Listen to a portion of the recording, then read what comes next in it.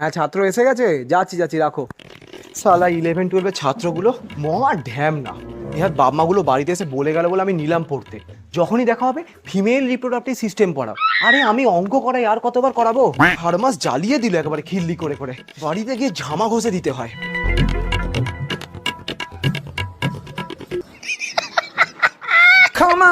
এই কি হয়েছে রে, এত হাসি কিসের তোদের? কি হলো, কথা কানে যাচ্ছে না? কিসের জন্য এত হাসি পাচ্ছে তোমাদের? এই যে দিয়া, তুমি বলো কিসের জন্য হাসছো? না স্যার, প্লিজ স্যার, আমি বলতে পারবো না। এই কোচিংয়ের কিছু সার্টেন নিয়ম রয়েছে, তোমাকে বলতে বলেছি, বলো এক্ষুনি। ওরা বলেছে আপনি 1 নম্বরের ন্যাকা চোদা।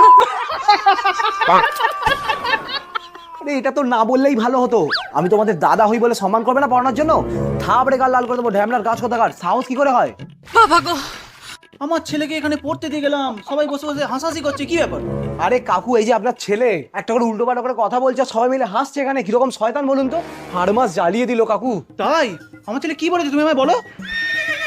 আরে বাবা, ওই কথা আমি আপনাকে মুখে উচ্চারণ করে বলতে পারবো না। আরে আমার ছেলে কি ভুল করেছে সেটা তো আমি জানতেই পারবো না। আরে তুমি আমায় বলো না। আরে কাকু, আমি আপনাকে এই কথাটা বলতে পারবো না। তুমি না বললে আমার ছেলেকে আমি শাসন করবো কি করে? আমি পারবো না বলতে। আরে এ তো আজব ন্যাকাচোদা। কোচিং বন্ধ, বন্ধ কোচিং। আপনি যান, আসুন, আপনি বেরো বেরো। ভাই ভাই, আমি আর পাচ্ছি না ভাই। আরে কি হয়েছে? এই ছাত্র আর ছাত্রের বাপ মিলে আমার জিনা হারাম করে দিয়েছে ভাই, আমাকে টিকতে দিচ্ছে না রে ভাই। আরে ফ্যাচ করে কাঁদছিস কেন? কি বলেছে বল। আমি বলতে পারবো না, আমার খুব খারাপ অবস্থা ভাই। আরে বলো না ন্যাকাচোদা। ছলো ছলো নয়নে হাসি মাখা বদনে